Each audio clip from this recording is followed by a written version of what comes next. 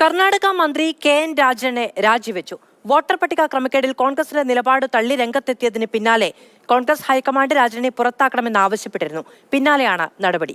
കെ.വി. ശ്രീധരൻ വിവരങ്ങളുമായി ചേരുകയാണ്. ശ്രീധരൻ, ഞങ്ങളുടെ കാലത്താണ് ഈ വോട്ടർ പട്ടിക ഉണ്ടായത്. അന്ന് മിണ്ടാതെ ഇരുന്നിട്ട് ഇപ്പോൾ പറയുന്നതിൽ അർത്ഥമില്ല എന്നാണ് രാജനെ പറഞ്ഞത്.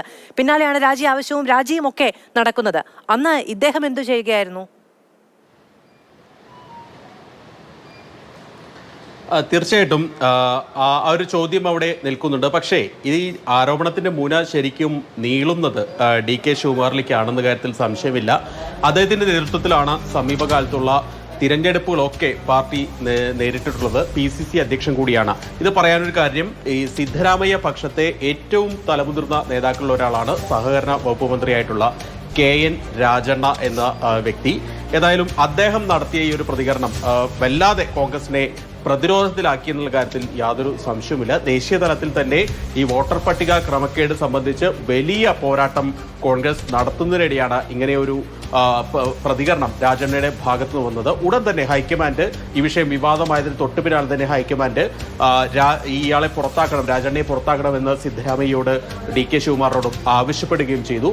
അങ്ങനെയാണ് KN രാജണ്ണ അല്പസമയം മുൻപ് മുഖ്യമന്ത്രിയുടെ ഓഫീസിൽ രാജിക്കത്ത് സമർപ്പിച്ചത്. ആ രാജി മുഖ്യമന്ത്രി അംഗീകരിച്ചതായിട്ടാണ് ഇപ്പോൾ ലഭിക്കുന്ന വിവരം. ഏതായാലും ഈ ദേശീയ തലത്തിൽ തന്നെ ഈ KN രാജണ്ണയുടെ പ്രതികരണവും രാജിയും ഒക്കെ ചർച്ചയായിട്ടുണ്ട്. പ്രത്യേകിച്ച് BJP പറയുന്നതിന് സമാനമായിട്ടുള്ള കാര്യങ്ങളാണ് KN രാജണ്ണ പറയുന്നത്. 2023 തൊട്ട് സിദ്ധരാമയ്യ സർക്കാരാണ് കർണാടക ഭരിക്കുന്നത്.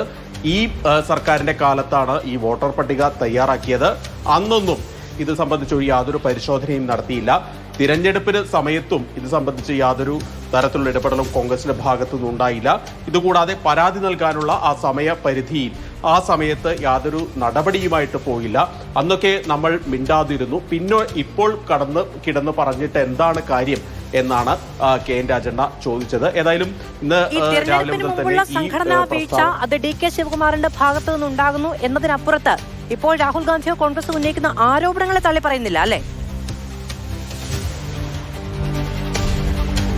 തീർച്ചയായിട്ടും ആ ആരോപണങ്ങളെ അദ്ദേഹം തള്ളി പറയുന്നില്ല. പക്ഷേ കോൺഗ്രസിന്റെ ഭാഗത്തുനിന്ന് വലിയ വീഴ്ച ഉണ്ടായിട്ടുണ്ട് എന്നുള്ള കാര്യം അദ്ദേഹം എടുത്തു പറയുന്നു. അതായത് ഈ വോട്ടർ പട്ടിക തയ്യാറാക്കുന്നതിൽ സംസ്ഥാന സർക്കാർ അല്ലെങ്കിൽ ആ തയ്യാറാക്കിയപ്പോൾ സംസ്ഥാന സർക്കാർ അതിൽ യാതൊരു വിധത്തിലുള്ള ഇടപെടൽ നടത്തിയിട്ടില്ല എന്നുള്ള ഒരു മുന കൂടി അദ്ദേഹം നടത്തുന്നുണ്ട്. അതിൽ പാർട്ടി അതൊരു ഇടപെടൽ നടത്തിയില്ല എന്ന ഒരു കൊള്ളിച്ചുള്ള ഒരു പ്രതികരണങ്ങൾ കൂടി അദ്ദേഹത്തിന്റെ ഭാഗത്തുനിന്ന് ഉണ്ടായിട്ടുണ്ട്. അത് തന്നെയാണ് ഇത്ര തിടുക്കപ്പെട്ട് അദ്ദേഹത്തിന്റെ രാജി എഴുതി വാങ്ങാൻ അല്ലെങ്കിൽ അദ്ദേഹത്തെ പുറത്താക്കാനുള്ള ഒരു നീക്കം ഹൈക്കമാൻഡിന്റെ ഭാഗത്തുനിന്ന് ഉണ്ടാവാൻ ഇടയായത്. ഏതായാലും ഇത് വലിയ തോതിൽ ചർച്ചയാകും. BJP ഈ വിഷയത്തെ ഇതിനോടകം തന്നെ ആയുധമാക്കി എടുത്തിട്ടുണ്ട്. നിയമസഭയിൽ അല്പസമയം മുൻപ് പ്രതിപക്ഷ നേതാവ് R. അശോക ഈ വിഷയം KN രാജന്റെ പ്രതികരണം ഉയർത്തുകയൊക്കെ ചെയ്യുകയും ചെയ്തു. ഏതായാലും ദേശീയ തലത്തിലും ഇത് വലിയ ചർച്ചയാവുന്ന കാര്യത്തിൽ യാതൊരു സംശയവുമില്ല.